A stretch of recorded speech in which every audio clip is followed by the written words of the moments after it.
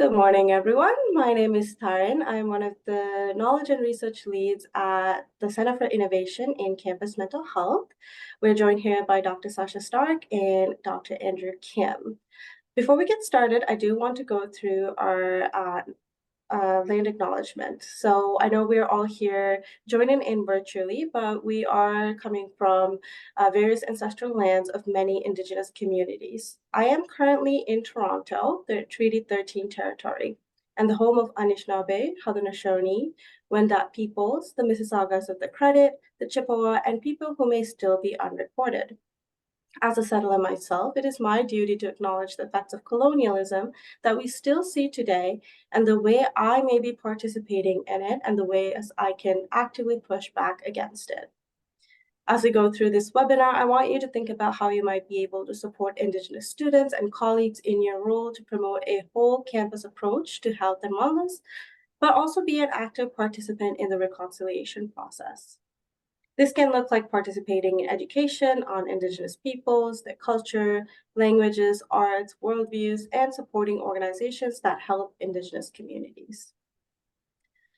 Now, without further ado, I will turn it over to our guest speakers. Sasha and Andrew, I will give you slide control. You should be able to control the slides on your end.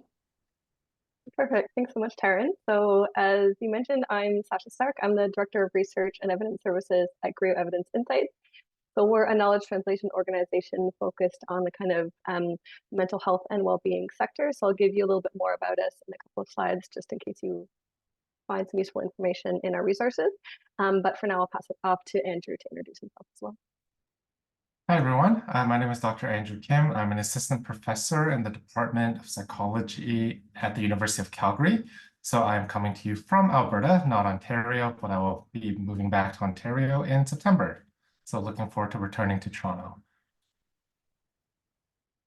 Excellent. So we will dive right in. So I'll go over a little bit about the resources that we have at my organization, just because if you're here at this webinar, I presume you have an interest in the topic of gambling. So we do have some things that might be useful to you in your work. So one of those things is we have the largest digital library focused on gambling resources. So it includes like literature reviews, webinars, resources, tools, things like that. That's all freely accessible and curated on a regular basis to update with new things. We also have a research grade data repository. So if you're nerdy like myself and Andrew and really like to crunch a lot of numbers, there's a lot of really great data sets, some of which we talk about in the slides today that are available to you there. And we also have some kind of hubs on our website on key topics that might be of interest, like the public health approach to gambling or the impacts of COVID-19 on gambling, and those types of things.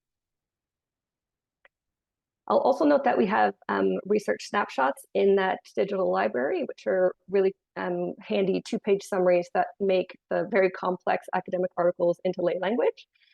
We also draft kind of topic summaries as well, and we do have a conceptual framework of gambling harm, which I will refer to in one of my slides later that you can go to for more information. And just so you know, the seat that I sit in is research and evidence services, so kind of core research projects and kind of sharing that information with stakeholders like we're doing today. But if you're interested in more support in any other areas, we also provide support with evaluation and kind of stakeholder engagement, so working across key teams. So that kind of informs some of the content that I'll go over today. Okay, so what are we going to spend the next 40-ish minutes chatting about? So we've broken it into a couple of chunks for you. So we'll first go over kind of what is gambling behavior and gambling harm for some of us who may not know the specifics of what those things are. So we're kind of level setting so we're on the same page. We'll then go over a couple of slides on the gambling context in Canada and Ontario. So kind of why are we talking about this, especially now? I think we all know a lot of things that happened recently, but we'll spell out exactly what those things have been. Then we'll talk a little bit about the research on how young people gamble and what types of harms they're experiencing and some of the risk factors to pay attention to there. Then we'll talk specifically about sports betting, because as you'll see, sports betting is kind of particularly engaged in among young people and they experience a high level of harm. And then to finish, we'll go over some prevention and support resources that might be useful in your work in supporting young people in the post-secondary space. So to begin, what is gambling? So this might seem like a straightforward question, but in many surveys, we see that not everyone has the same understanding of what this means.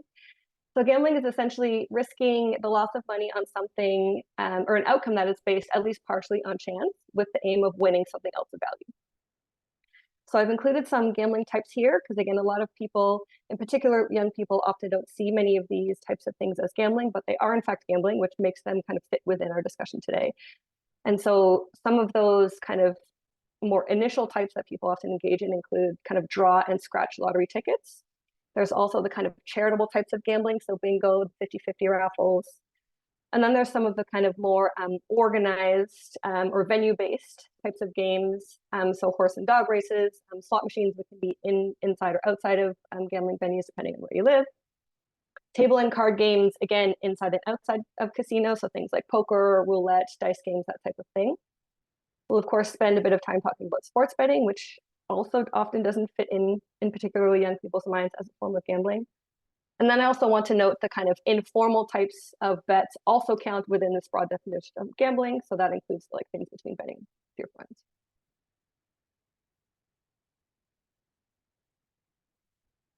So part of why participation in gambling is important to think about and understand is because it can lead to harm among a certain percentage of people. So research is finding that while Andrew will talk us through the kind of disordered level or high severity of harms that people experience, I also want to highlight the kind of less severe and more broad-based harms that people experience. So what we see is that gambling can lead to harms in a broad range of ways. So finances is one that people often most think about, that you lose money, and in some cases too much money for what you can afford. But harms can also be things like impacts on social interactions with people and your key relationships, your mental health, as well as your physical health as well. So it can be things like feelings of stress and mental health concerns. Engaging in gambling to a high degree can often impact your engagement in other activities. So you might not have the resources or time to engage in other things that you enjoy. And thinking particularly of the post-secondary context, it can impact both employment and education. So one's performance in education, one's attendance in class, things like that. And it's also important to note that while the person themselves can experience these harms most directly, these harms also extend to the loved ones around the person. Research finds that about 6 or more people tend to be impacted by one person with a severe level of harm. And they also impact the broader community. So thinking of kind of people's workplaces, people's families, educational institutions, so it kind of expands out from the person themselves. And so what are some of the things that kind of lead to experiencing gambling-related harm? Well, what we find in the conceptual framework of gambling harm that you can find on our website that was developed with an international group of researchers and based on a lot of really great research is that the drivers of harm are really complex. So it's not a focus on the individual that we need to think of in terms of kind of their specific beliefs or aptitudes, which is part of the story, as you'll see in some coming slides. But many of these things are kind of not individual focused and are out of our control. So some of these are biopsychosocial factors, so socioeconomic status, age, as you'll see coming up, as well as cultural factors, so people's beliefs about gambling, the way that they've learned to gamble or what they've learned gambling can mean for their society or culture, as well as how engaging in it, seeking support for gambling can be associated with shame and stigma. And also, as you'll see in some of the slides to come as well, that the environmental factors, such as where is gambling available, how much gambling is available, what type, what are the features of the games that are available, that can also all impact the odds of experiencing gambling-related harm. And now I'll pass it off to Andrew. Okay, great. And so similar to alcohol use, gambling occurs on a continuum where you have on the one end people who don't gamble at all, and on the other end people who gamble at high risk. And people can move back and forth on the continuum. So as you can see here, people who do not gamble is relatively simple, right? It's those who have not gambled ever or maybe haven't gambled in the past year. That includes things like lottery tickets, scratch tickets, any definition of gambling that Sasha mentioned. Then you have people here who gamble recreationally. There are some different definitions of what recreational means, but generally there really isn't any pattern. People can gamble once every couple of months, once a week. It's more opportunistic. It's when people do it for enjoyment. They may find themselves in Niagara Falls, go to the casino, play for a few hours, but that's really it. They do it for fun. It's a something they do socially, and it's just a form of entertainment. Then when you move along the continuum, you get to these risk categories, and essentially those who may show signs of experiencing harms or who may actually be experiencing some degree of harms. And so moving along the continuum, you have people who gamble at lower risk. And so these are people who are showing some behavioral signs that their gambling might be escalating. This could include things like betting more than planned. So for example, I'm only going to spend $100 at the slot machine today. End up spending 150, 200. I'm only going to place 10 bets on sports matches today, betting 15, 20. And so going above the limit that you have set for yourself. It could also include borrowing money to gamble. That could be through payday loans, but often it could be using money that you set aside for, say, groceries or rent to gamble on sports, to gamble on slot machines, etc. And then there are some risk factors that may increase people who may experience some harms. And one's illusion of control. And a great example of a common illusion of control in gambling is called the gambler's fallacy. And it's when you think previous independent events influence the outcome of the subsequent event. Fancy way of saying, for example, let's flip a coin 10 times, right? And all the first 1 to 9 times, it lands on heads. What's the odds it's going to land on tails or heads on the 10th flip? It's 50-50 because the previous 9 outcomes do not influence the 10th outcome. But people who gamble maybe at risk of experiencing harms will overestimate that it's going to land on heads now. It landed on tails 9 times, so it has to land on heads. And that may influence betting more than they think because they're pretty sure that it's going to land on tails this time or heads this time. Then moving along, we have people who gamble at moderate risk. And these are people who are now showing a bit more signs that their gambling might become problematic. They start to show some harms. So it could be things like affecting family, friends, community. The most common or the most, I guess, sign that you can see often is financial harms with gambling, is that they now don't have any money to pay for rent. They don't have money to pay for groceries. They're asking family, friends to borrow money, or they're going to payday loans. So financial harm seems to be the one that's most salient among people who gamble and are experiencing harms, but it could include other types of harms as well. Psychological harms, depression, anxiety. It could affect significantly with interpersonal relationships. It could affect your performance at work, at school, etc.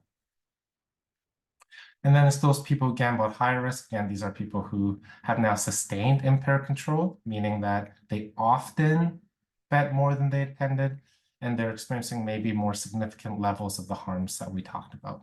And as I mentioned, importantly, people move back and forth along the continuum, and it's not a linear path, meaning that if people don't go to stage 1, where people who don't gamble then go to recreational, go to lower risk, moderate risk, it's possible that people who don't gamble, they try it once and they might find themselves at higher risk as well. So move back and forth and not a linear path. When it comes to sort of at what percentage of Canadians do people fall at in terms of their gambling? And there's a recent study, well, I guess not recent now, but in 2020, this is the latest data that we have that gives us a snapshot of Canadians gambling within a Canadian context. So this was a representative sample of Canadians to kind of get a sense of how many Canadians are gambling and where do they fall at in terms of risk. So as you can see here, majority of Canadians do engage in gambling, about 68, 66%. So 2/3 of people reported having gambled in the past year. Now, majority of Canadians do gamble recreationally. So at that sort of what we would say safe levels, right? Like alcohol, the best way to not experience any harms of gambling is to be abstinent. But as you can see here, the majority of Canadians do gamble, but they do so at safe levels. 2.7% of Canadians are sort of at that low to moderate risk, where they may start showing some signs of experiencing harms of gambling or losing control. And 0.6% of Canadians gamble at what we call problem gambling, so sort of on that higher severity end. Now, 0.6% may not seem like a lot. What I think is important for our webinar is that different demographics and different age groups have varying risks. So this 0.6%, we know that young adults are more likely to experience problem gambling than other age groups. So there may be more young adults at the 0.6% of Canadians than, say, middle age or older adults.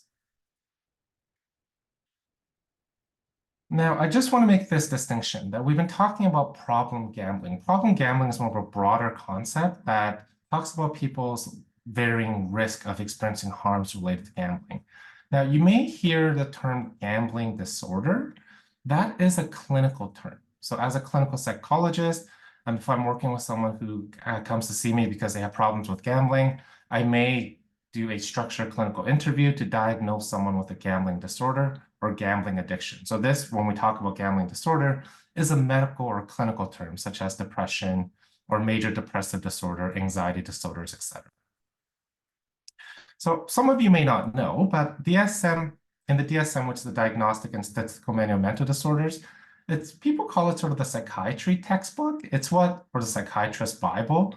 It's what mental health professionals, psychologists, psychiatrists use in North America to make a formal diagnosis of any mental health disorder, really. And prior to DSM-5, which was released in 2013, gambling disorder was called pathological gambling, and it was kind of classified in the impulse control section, along with things like kleptomania, intermittent explosive disorder. But in 2013, so about a decade ago, there was a shift where gambling disorder was renamed from pathological gambling to gambling disorder, and gambling was moved to the addictive disorder section.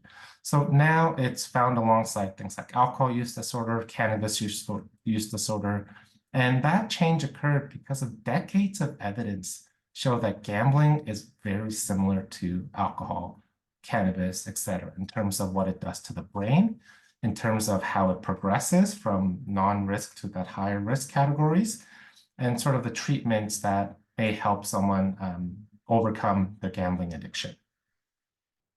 So to be diagnosed or meet criteria for gambling disorder in the clinical sense, you have to meet 4+ symptoms within a 12-month period. And these are really behaviors related to gambling. They include things like preoccupation, where gambling is something that takes up most of your time. You may be thinking about it, thinking about when you want to gamble next. Loss of control. This is when you, again, maybe spend more than you intended. And the important thing here with these symptoms is that it's often. So you often bet more than you intended, right? You often spend much more or more than you set aside. So it's not sometimes. I think a lot of people may sometimes spend a little bit more than they planned, but in terms of gambling disorder, it's often. There's concealing the extent of which you gamble. And so lying, right? If your partner asks where you've been, you're at the casino, you might say, "I was just out with my buddies," right? So that's, again, a sign of where gambling might be heading towards that clinical diagnosis. Gambling disorder also shows some physiological components. I know it's kind of strange in a sense, right? With alcohol, cannabis, we understand that tolerance could occur, where you drink and at the first time you have a sip of alcohol or a bottle of beer, you feel buzzed. But once you drink more regularly, 2 beers, you may not feel buzzed. You may take 4 or 5. So you have that physiological adaptation. Gambling, there's some similar mechanisms as well. A great example is, imagine someone who gambles for the first time, puts $20 in a slot machine and wins $100. Really excited, right? That can be, wow, look how much I won. This is awesome. This is exciting. Imagine they win $100 for the 10th time, right? You may not get that same physiological response. And so to again experience that, you may need to win more, maybe 1,000. But if you're trying to win $1,000, you're risking a lot more than maybe 20 bucks. And then, of course, the harms. In terms of gambling disorder or problem gambling, 1.29% of the world's population, so maybe a little bit higher in the world compared to Canada. I'll just like to say that we don't have very good estimates because people use different definition, but the best one we have is about 1.29%. But as I mentioned, younger adults are at greater risk, so it's about 2 to 4% in adolescents and young adults. So again, university students are maybe at an age group where they may be a higher risk of experiencing gambling disorder or or problem gambling. And I often get asked, what are some of the early signs, or what are some signs that my students, my family, my friends may have a gambling disorder, or people call it gambling addiction, and they generally map onto the symptoms. So things like spending most of your time thinking about gambling, when to plan the next bet, maybe in terms of sports betting, researching, loss of control, going to the casino, right, more than you wanted to. It's now taken over more important aspects of your life, where now you're missing school, etc. And so when you feel someone may have a problem with gambling, can just simply ask them whether they themselves feel they may have a problem with gambling or others. So again, you may not feel like you have a problem, but if others are expressing concern, then that may be a sign or symptom that gambling might be moving along that problematic levels. And so in terms to reduce gambling-related harms, there are different levels or approaches that we can take. Primary approaches are, I think probably the best approach is trying to reduce the likelihood that someone is going to experience harm in the first place, right? And so these are things like maybe setting limits. So Sasha later on will talk about low-risk gambling guidelines. So again, before gambling becomes a problem, what can we do to kind of keep it at that recreational safe levels? Secondary approaches are for people that are starting to show signs. And with online gambling, we know there are a lot of potential harms in terms of accessibility. You can just pick up your phone. I mean, I could probably gamble right now if I wanted to on my phone, and just how available it is. The one thing that's been sort of a benefit in a sense is that with online gambling, you have so many data points that now there's a lot of studies that try to detect, based on gambling behaviors, who may be escalating to that severe level. So identifying who's gambling behaviors, based on how much they're spending, what they're playing, when they're playing, when that is showing that they may start to develop a problem, is to flag that and maybe intervene at that point. And then tertiary approaches are treatments and supports, right? So outpatient, inpatient, and we'll get a little bit more into that a little bit later on as well. And I'll pass it back off to Sasha. Excellent. So now that we have a great Gambling 101 review for all of us, I'm going to go over a little bit on kind of what has changed recently that we should know about, and is probably explaining some of the things that you're seeing, or the reason that you might be here today in terms of the topic of gambling. So there's been quite a few changes in the gambling landscape in Canada in the last couple of years, and it's been decades, I would say, since there's been kind of this level of change in a concentrated way in Ontario specifically and in Canada more broadly. So in the summer of 2021, the Supreme Court, or in Canada, the criminal code was amended essentially to legalize single event sports betting across the country. And so what we've seen in essentially all of the provincial operators, so OLG here in Canada, or like the British Columbia Lottery Corporation in BC, kind of all of those crown corporations now offer single event sports betting at the kind of provincial level. So that's kind of a broad-based change that we've seen across the country. And then more specifically in Canada, or in Ontario, something unique happened that is kind of only in this province, which is in the spring of 2022, they opened the online gambling market in Ontario. So previously it was only the Ontario Lottery and Gaming Corporation that were allowed legally to offer gambling in the province. And what the regulator has done is essentially made it possible for a bunch of independent operators, so the BetMGMs, the Bet365s, the Bet99s, that I'm sure you're seeing all over your TVs and social medias, to enter and operate legally in the province. So what that has led to most recently in March is there are 47 operators. So we've gone from just OLG to 47. So 47 does not include OLG. None of these numbers do actually. But so 47 operators, not including OLG, operating 77 online gambling sites. So many of them have different kind of fronts of the gambling that they offer. In the most recent quarter, so January to March of this year, almost $18 billion were wagered in the province with these 47 operators. And comparing the first year of operation, so 22 to 23, to the second year, 23 to 24, there was a 78% increase in the dollar amounts of wagers that we've seen from the first year to the second year of this expanded market in Ontario. And I should point out that this expanded market includes sports betting, but also kind of all of the casino games and kind of essentially any type of gambling that you can bet on. So what has changed? Again, I'm sure many of you have noticed many of the things that have changed and might be part of why you're here today listening to Andrew and I talk on this topic. But one thing, as you saw with the 47 number, is that expansion in gambling often leads to an increase in the number of operators in a jurisdiction that are offering gambling. Also, when we see things like the legalization of single event sports betting, it often means new types of betting features, and in many cases, or some cases, these are potentially more risky types. So while before you could only bet on parlay in essentially Canada, so you have to bet on 3 or more kind of outcomes of different sports betting matches or within the same match, you can now just bet on one thing, and so just the outcome of one game or just one certain event, but you can also bet on a plethora of tiny things that happen in any specific games. And you can do so while the game is occurring, and you can find out the outcome of that game much faster than you could for, say, waiting for the game to finish in previous ways that you could bet. As you can imagine, with competition with, say, 47 operators in Ontario, the expansion of gambling also often leads to increased advertising as operators kind of fight for market share and fight for the available customers in a certain jurisdiction. For sports betting, this can include sponsorship of teams.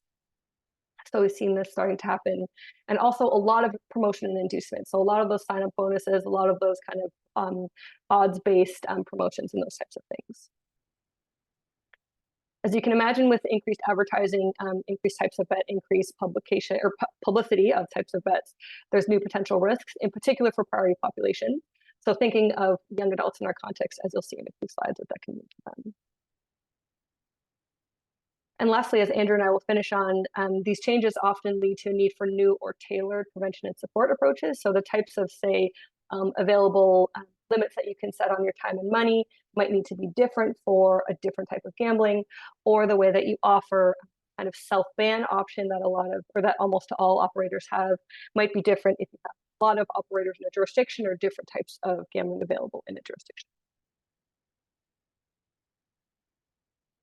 So what we've seen in the last couple of years, which is something I had not seen in my 15 plus years career in this field, is that there's public attention to this topic now. So there's been a couple of public opinion surveys that are essentially finding, and the most recent one, that advertising is too much. People feel that too much advertising is occurring, particularly around sports, and that people are interested in limits or bans on the amount of advertising that's occurring. And we're also seeing, again, unprecedented for me, is attention on those kind of large investigative journalism programs, so like the state and the agenda in the country and province that are really looking at the topic of gambling. So as Andrew went over some of kind of the engagement numbers, so we're seeing that like 2/3 of people in 2018, which kind of is our most recent data, engaged in some type of gambling. We don't really have much data on how these changes for sports betting or in the Ontario market have led to or have impacted participation, let alone harm. So Andrew pulled together this graph here that does show, at least for rates of sports betting by province, that some of the data we do have does show that these changes are leading to increase in participation in certain ways, but how that maps onto other types of gambling or in the Ontario context with that additional change in online market, and how this impacts harm is so far unclear. So I'm going to pass it off to Andrew. Great. And although we don't have data yet, there's plans that we're going to rerun the study from 2018. So maybe in a year or two, we might have updated numbers of how all these changes have impacted gambling in Canada. And so specifically talking about gambling behaviors and harm among young adults and university populations, for the past 2 years, I've been conducting what we call a comorbidity study, but essentially we investigate not just gambling, but engagement in the behaviors among post-secondary students across Canada. So we have students completing our surveys from UBC, University of Calgary, Manitoba last year, Toronto Metropolitan University, York University, Carleton University, and Mount St. Vincent, which is in Nova Scotia. So pretty much spanning coast to coast. Typically, we get about 3,000 to 5,000 students complete our surveys. And again, we asked them engagement in a variety of addictive behaviors. So in terms of gambling, about 1/5, 1 in 5 students report that they have gambled in the past year. So again, as you imagine, we have a lot more that say yes to alcohol, yes to cannabis, 17.7% gambling. The interesting thing is that Sasha mentioned the definition of gambling.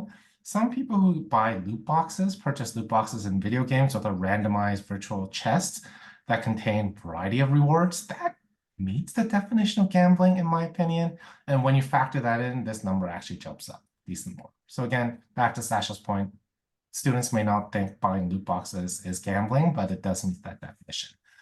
Interestingly, though, of those who gambled, students who gamble, 1 in 4 would meet a cutoff that may indicate they're experiencing problem gambling. So 1 in 4. So not many people gamble, but those who do, 1 in 4 may show signs of moderate risk or problem gambling. What are they gambling on? Well, 47.2%, majority, about half, lottery scratch tickets. Not surprising. We used to see this almost as like a gateway where parents would buy their kids scratch tickets for Christmas. They put in their stocking stuffers, and that might be their first experience. But today we may see that may be changing as technology advances. So, for example, there are some studies show loot boxes might be people's first experience with gambling. Sports betting, 18.3%. Now, I do have some data that shows that these rates are rising, but it's not an alarming jump. I'm actually really curious what our data is going to look like in September when we recollect this data. Do we see a spike in the gambling participation and especially sports betting with Ontario universities? But what's really interesting, though, is that even though sports betting 18.3%, it's the form of gambling that people spend the most money on. So they reported on average spending $618 for sports betting compared to maybe $100 for lottery and scratch tickets. Okay, and back to Sasha. Okay, so now that we've gone over some of kind of Andrew's like Canada, Ontario specific data, I wanted to pull in a couple of other findings kind of from the literature broadly, although I believe Andrew's research does feature in here quite a bit as well. So some key things to think about include advertising and how that leads to normalization. So research finds across many jurisdictions that when young people are exposed to more gambling advertising, it can lead them to see gambling as an easy way to make money and make them more really aware of gambling broadly as an activity, and also lead them to feeling more positive towards gambling.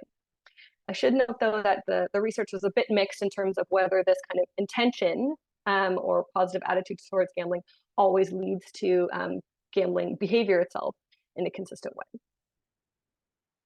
But what we do see is really consistent is kind of the normalization impact of gambling advertising. So when young people are repeatedly exposed to advertising in many places, so when they're watching sports, when they're online, when they're playing online games, it can really make gambling seem like a normal, everyday, fun activity for young people to do. And we want to make sure we're careful when we're looking at how young people view gambling, because that then impacts, of course, their odds of participation, how much they're likely to spend, how likely they are to engage in it. So the other couple of pieces that research finds is the role of game type. So kind of as Andrew just mentioned. So what we see is that young people tend to be more likely to experience harm associated with their gambling if they play certain types of games. So those with those gambling-like features, so those loot boxes, or also those social casino games, so the kind of casino-based games that are often in kind of social media platforms. And also if they engage in newer types of gambling. So thinking of the online sports betting, the in-play kind of micro betting in sports betting, and also esports betting. So I don't think we've gone over this one yet, but it's essentially when you're betting on teams of people that play video games competitively. So you can bet on kind of the outcomes of those esports matches and tournaments as well. And Andrew also mentioned kind of the role of inaccurate or false beliefs in the kind of spectrum of gambling behaviors. And so we see that young adults tend to endorse those at higher levels. And this is important because we see how those erroneous beliefs tend to really map on quite well to experiencing harm.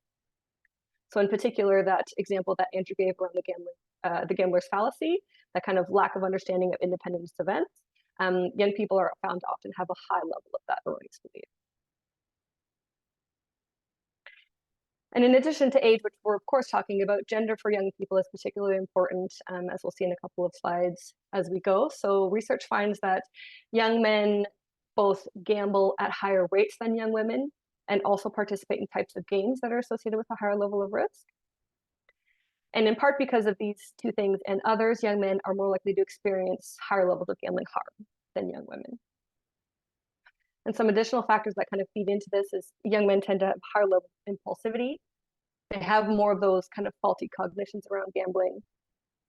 They experience emotional vulnerability and also engage in risk taking. So also some of these are things that we find, of course, are risk factors for other substance use concerns and that type of thing. So there's a lot of overlapping risk factors here. And I'll pass it back to Andrew. All right, so let's talk more specifically about young people and sports betting. And we're focusing on sports betting for all the reasons that Sasha has mentioned, right? There's been significant changes, but we also know that the demographic profiles of who sports bettors are quite different than what we typically see among people who gamble. And they tend to be younger. They tend to be more educated, so often have university educations. And so age has been significantly associated to predict engagement in sports betting. Simple way of saying young people are more likely to bet on sports. Not only that, they're more likely to bet on newer and more harmful forms of sports betting, like in-play betting. I think Sasha mentioned in-play betting may be a particularly harmful form. Why is that? Well, previously, before single event betting was permitted, parlay betting, you pick 3 teams, you watch the games, and then you see if you win or not. With in-play betting, you can make hundreds of bets while a game is ongoing. For example, in a baseball game, there's typically 200 pitches per game. Imagine making a bet on every outcome of every single pitch. Baseball game is roughly 2.5 hours. It equates to a bet every 6 seconds. And so in-play sports betting can be thought of potentially like a slot machine, right? Where you can make hundreds of bets, whereas previously you can make maybe up to 12, and then you have to watch and see if you win or not. As I mentioned, young adults, especially those who are well-educated, so think university students, are more likely to bet on sports and do so for the more riskier forms. And yeah, as Sasha has already mentioned, young people more likely feel it's a safe way to win money, right? It may be the gambling fallacy. It might also be, they're really educated. They know the odds. They follow the sport. They do their research and think, okay, no, I know who's going to win today. I know this player, the star player on team A, does not do well against the star player on team B, or this team has this team's number. So this is a sure bet. And with advertising, the advertising that we see, which is quite prevalent, I would say, can affect people's attitudes and intentions to gamble. It's why Connor McDavid, Wayne Gretzky, and Austin Matthews are on the betting advertisements, because the majority of people have positive feelings to those athletes. And so the gambling operators are hoping that your positive attitude towards Wayne Gretzky, Connor McDavid transfers to their betting site and makes it more likely that if you do plan to gamble, you'll choose their site over the 47 other operators. And among those who bet on sports, receiving direct marketing and following up on social media is associated with spending more, right? You see live odds, people put promotions. So when you see that on your phone, and especially if the gambling app is on your phone, it's a pretty quick and easy route to seeing an ad and then planning a bet. And odds may trigger more betting due to impulsivity. 18 to 25-year-olds, their brains have not matured yet, so their executive functioning or their ability to inhibit their impulses may not be as developed as adults, so which then may trigger betting if they see ads. And in terms of gender, as Sasha already mentioned, young men are often highly engaged in sports betting. So the demographic characteristics of people who gamble on sports, think young, highly educated men. That's essentially what the sports bettor looks like. Not to say that women don't gamble on sports, they absolutely do. But if you want to look at the average, it's young men who like sports, watch sports, may play, and follow a team. Okay, and just quickly, we have a study that we conducted looking at, okay, so how do we then help people, again, stay within that lower risk or recreational gambling among sports betting? And so we looked at what people do to keep their sports betting behaviors under control and different types of strategies. Most people use set spending limits, how much money they spend, which is good news because setting a financial limit, spend limit, is associated with keeping your harms, reducing the risk of your harms, whereas setting a time limit is actually associated with potentially increased spending. And our hypothesis is that if you're betting on sports, well, your time limit is the duration of the sports game, right? So there's kind of like a start and an end. Although setting money limits tend to work, only 40% of young adults report frequently always setting their limits, right? So not a lot, but when they do, they can actually stick to it, which is kind of good news. And the reasons they told us why they set limits is avoid financial difficulties. So again, make rent, buy groceries, only bet what I can afford to lose and not get carried away. And we'll cover prevention and support resources for the last little time that we have. Excellent. Thank you, Andrew. So I'm going to handle the prevention resources. And one thing that research has found looking at kind of prevention resources broadly in the gambling space is there's some kind of keys to successful approaches. So that they're kind of based in theory is always very useful so that the concepts kind of relate to each other in terms of having their impact. And universal delivery across all young people, so not just focusing on kind of that secondary group of those who might be experiencing risk, but really getting at everyone to kind of concretize these thoughts in as many young people as possible. There's also starting with people who are at a much earlier age, since that's often when people do gamble. So this is somewhere around early high school. Programs that are interactive and multi-session that follow people up through adulthood were highly supported. And also in terms of content, focusing on kind of building skill around gambling. So not just knowledge of like what is gambling, what are odds. Also helping people with those complex math concepts, and focusing not just on discouraging people from engaging in gambling, but more how can they prevent the gambling related harms from occurring if they do gamble. So I pulled together some prevention resources here. So as Andrew mentioned, there's semi-recently developed lower risk gambling guidelines. So this was developed by a group in Canada using a lot of very large international data sets, and essentially found kind of similar things across these international jurisdictions for limiting the odds of experiencing gambling-related harm if you do play. So the key things here are how much do you gamble, how often do you gamble, and how many types of games do you play. So the guidelines are essentially to not gamble more than 1% of your household income before tax a month, to not gamble more than 4 days a month, and to not bet regularly on more than 2 types of games. So the website is included there at the top. You can see all of these pieces in more detail. There's a lot of communication tools and types of things that you can use if this looks like a useful resource for you. And they also highlight some situations in which case these limits might be too high. So if you have a family or personal history of experiencing gambling-related harm, excuse me, or if you're experiencing harms or concerns with other substance use or mental health concerns, that these limits may be a little bit too low. I also want to highlight, focusing on the interactive element, that there is an online tool and a self-assessment tool that anyone can go through on the website that kind of walks you through some key questions, as well as providing some information at different key points that might be useful based on the responses that you provided. So that's kind of one like really great, like very, very broad-based prevention tool that can be used across kind of all populations, ages, settings to really set that foundation of what a lower risk engagement in gambling can look like. Another approach that can be interactive and very visual is educational videos. So I featured 2 here. So there's one from a group in Carleton that kind of explains to people how a slot machine works.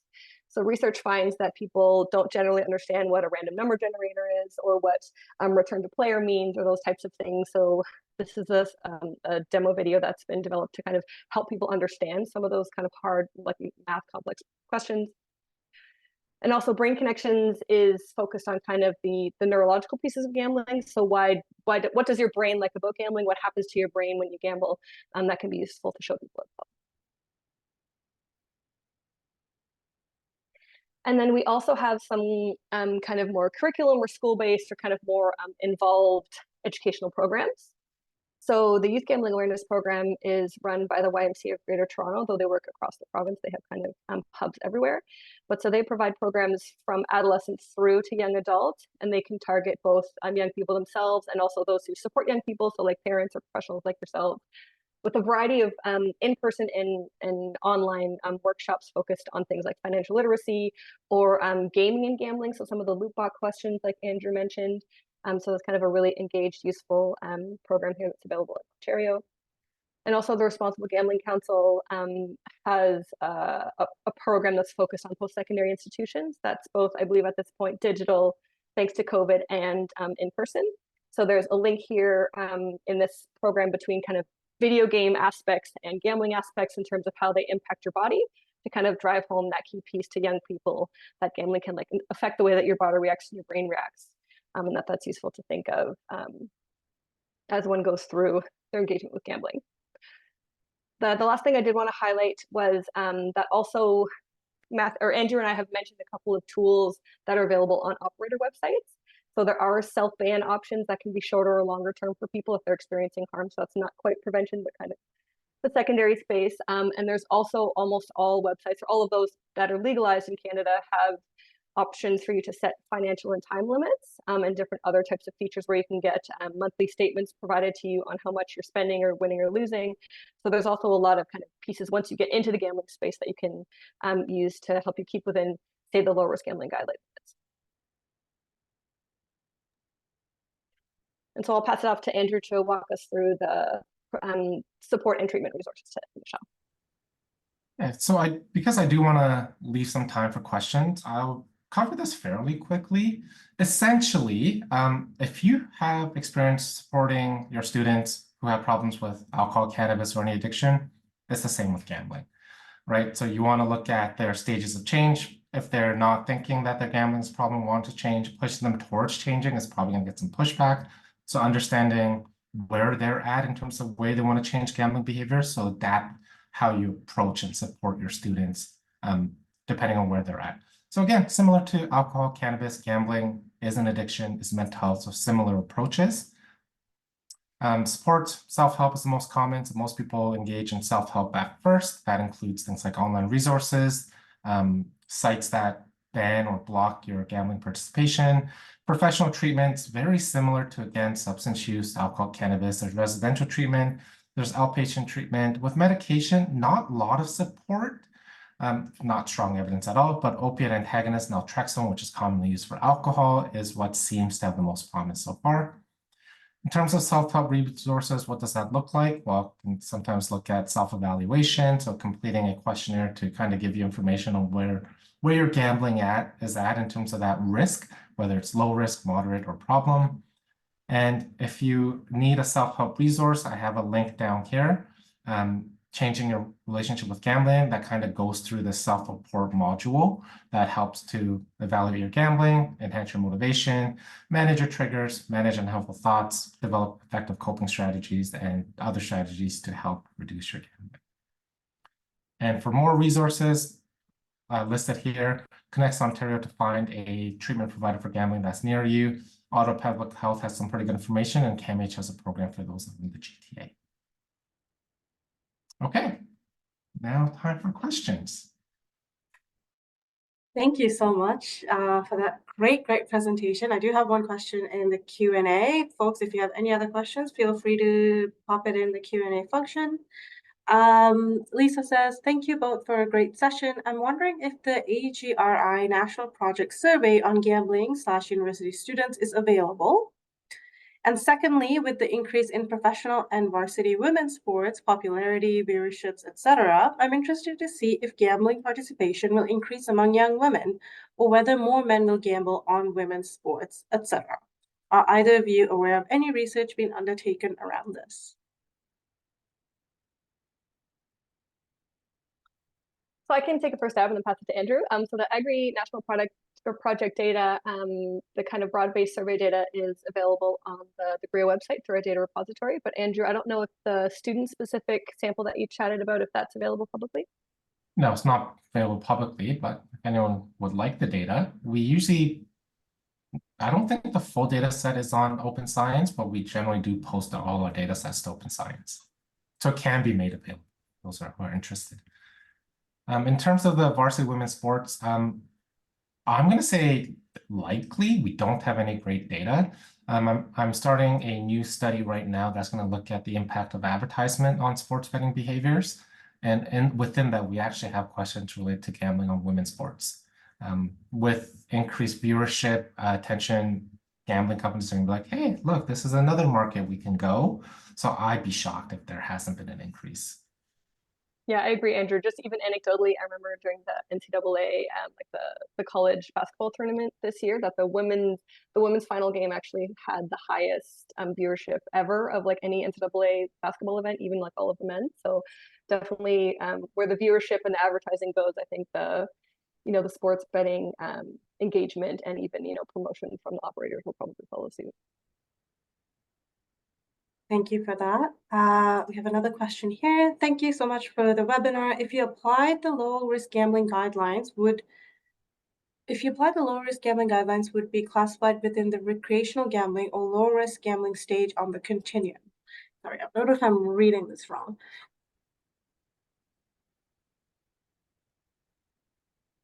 Oh, so essentially which like level of engagement is supposed to keep you within? Sure.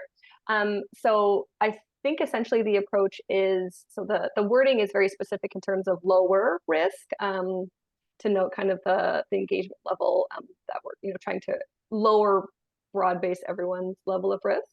But that's essentially, I think, kind of at the recreational to like perhaps maybe one on a PGSI scale, so perhaps like one episodic experience of gambling related harm, but essentially at as low of a level as possible, so as close to recreational as possible for experiencing harm. Again, kind of like Andrew noted that abstinence is the only way to not have any experience of harm, but yeah, so to keep it as low as possible. Wonderful. I have a question, maybe this might be for Andrew, but how would you say we or staff on campus, like residence coordinators or faculty might go around having conversation with a young person who they may notice is struggling? How would you say they could start that conversation? I think with genuine concern, not judgment, and asking about how they're doing. I've noticed that if you're concerned about your gambling, you have a minute to chat about it. But as long as you come from a place of concern, not judgment, I think that would go a long way. And again, recognizing where they're at, they may not think their gambling is a problem. And so if you're trying to push that their gambling is a problem, you're likely going to get resistance, right? So if you don't think something's a problem, you don't want to do something, and I tell you should do it, it's not going to be a fun conversation.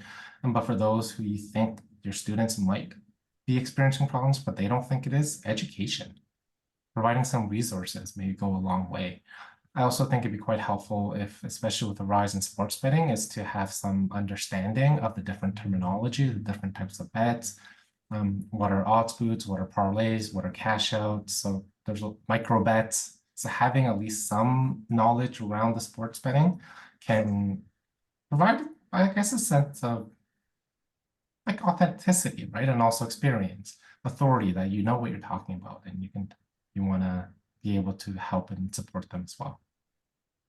One thing I'll add to from a youth focus study I did a few years ago was that we found that those who provided support, often the young person, again, this was a little while ago, but didn't come to them through the gambling lens. It was video gaming or some other space. So just to second what Andrew had said, to show general concern, because there might be a couple of the comorbidities are really high with gambling. So there might be a couple of different things going on, or gambling might not be the direct door you can support them through, but that there might be kind of other ways to get to there.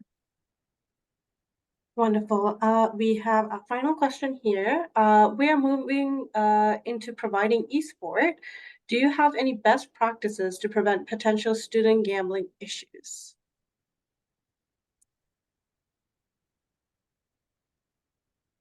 It'd be really similar to any gambling prevention strategies that universities might have. Again, esports behaves very similar to gambling, and especially sports betting as well. There's quite a bit of parallels. Esports, they sell out stadiums, right? It's competitive. And a lot of the bigger gambling companies do provide an esport gambling market. And actually, esports increased a bit during the COVID-19 because, professional sports shut down, but esports continued on. So people start to bet on esports as well. But similar approaches. They're not so distinct that you may need a whole new approach, but you just might want to tailor it again, having some knowledge around what are esports, what are the most competitive games, who are some of the teams, and just tailoring that to what you really do. Yeah, I agree that that information piece I think is particularly important for the more digital based or the newer types of games to make sure everyone's on the same page in terms of, is it a form of gambling?